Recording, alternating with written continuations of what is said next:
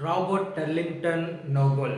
ఈయన 1807లో జన్మించి 1841లో భారతదేశంలోని మచిలీపట్నం అనే ప్రాంతానికి ఆయన చేరుకున్న తర్వాత మన భారతదేశం యొక్క ప్రజల అజ్ఞానం చూసి ఆశ్చర్యపోయారు. ఎందుకంటే అప్పటికి వాడుకలో ఉన్న సతి, బాల్య వివాహాలు, నిరక్షరాస్యత, అంటరానితనం, దేవదాసు వంటి చూసి ఆయన ఎంతగానో కృషించిపోయి ఈ ప్రజల్ని ఏ విధంగా మార్చాలనే ఉద్దేశంతో విద్య అందించడం ద్వారా మాత్రమే గొప్ప మార్పు నేను తీసుకొని రావగలను అని ఆయన తెలుగు ప్రజల మధ్య మచిలీపట్నంలోని నోబెల్ కళాశాలను 1843లో రాబర్ట్ టర్లింగ్టన్ నోబెల్ అనే ఒక ఆంగ్ల మిషనరీ స్థాపించారు. ఈ యొక్క నోబెల్ 1841లో అప్పటి మచిలీపట్నంకు క్రైస్తవ మిషనరీగా వచ్చి మరణించినంత వరకు కూడా అక్కడే ఉన్నారు. ఆయన మరియు ఆయన స్నేహితుడు మిస్టర్ షార్ప్ 1843 నవంబర్ 21న నోబెల్ హై స్కూల్గా ఒక స్థానిక ఆంగ్ల పాఠశాలను ప్రారంభించారు. ఆ పాఠశాల తర్వాత నోబెల్ కాలేజ్గా మారింది. ఈ పాఠశాలను మద్రాస్ ప్రభుత్వ అధిపతి the Cambridge of south India అని కూడా పిలిచారు.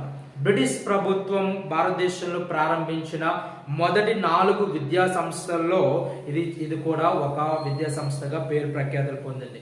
ఈ విద్యా సంస్థలో నోబెల్ కాలేజీలో మన భారతదేశానికి చెందిన అనేకమైన ప్రముఖులు కూడా ఇక్కడ చదవడం, పూర్వ విద్యార్థులుగా ఉండడం అనేది చాలా గొప్ప కారణం. వారెవరనగా 74 సంవత్సరాల నోబెల్ కళాశాల ఉనికిలో మొదటి దశలో ఈ క్రింది ప్రముఖ వ్యక్తులు నోబెల్ కళాశాల విద్యను అభ్యసించారు. వారెవరనగా దివంగత డాక్టర్ బి పట్టాభి సీతారామయ్య, భారత జాతీయ కాంగ్రెస్ అధ్యక్షుడు, మధ్యప్రదేశ్ గవర్నర్ మరియు ఆంధ్ర బ్యాంక్ యొక్క వ్యవస్థాపకుడు. అదేవిధంగా దివంగత శ్రీ ముట్నూరి కృష్ణారావు, ఇతను స్వాతంత్ర సమర యోధుడు మరియు కృష్ణ పత్రిక సంపాదకుడు. అదేవిధంగా దివంగత శ్రీ కాసు బ్రహ్మానంద రెడ్డి, ఈయన ఆంధ్రప్రదేశ్ మాజీ గౌరవనీయ ముఖ్యమంత్రి, కేంద్ర హోంమంత్రి, మహారాష్ట్ర గవర్నర్గా కూడా పనిచేస్తారు.